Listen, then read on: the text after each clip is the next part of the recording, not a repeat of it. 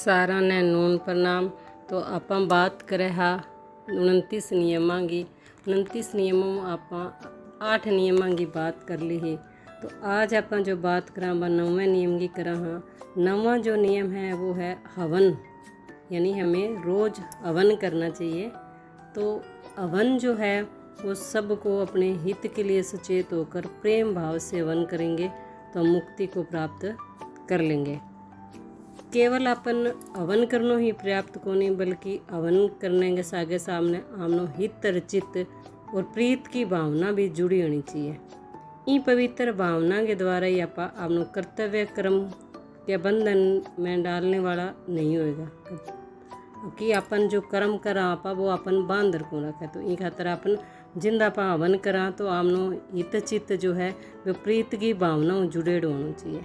यज्ञ के टाइम आप घृत की आहुति देवा हाँ, अग्नि देवता ने आप समर्पित करा हाँ। तो बीन टेम जो स्वाहा द्वारा जो आहुति दी जावे है भी सारा देवता जो है वह तृप्त हो जाए है और विष्णु परमात्मा तक वह आहुति पहुँच जाए है। तो सारो संपूर्ण जो है विश्व वो तृप्त हो जाए है। उस आहुति के बदले में हम उनसे कुछ भी नहीं चाहते, तो भी देवता जो है प्रसन्न होकर के कुछ न कुछ अपने को अवश्य दे देते हैं।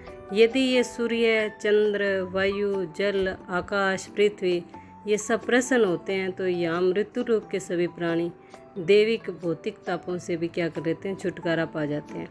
देवता हमें दिन रात कुछ न कुछ देते रहते हैं। हम उनके लिए क्या दे सकते हैं? उनके ऋण से उऋण होने का उपाय मात्र यज्ञ है। इसलिए यज्ञ करने में सभी को कल्याण निहित है।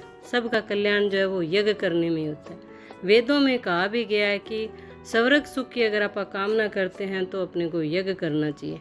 प्राचीन काल में भी बहुत बड़ा बड़ा यज्ञ जो है वे करदा आया है, पर पीन टाइम में सिर्फ ब्राह्मण जाति जो होंगी वह ही यज्ञ करे करती।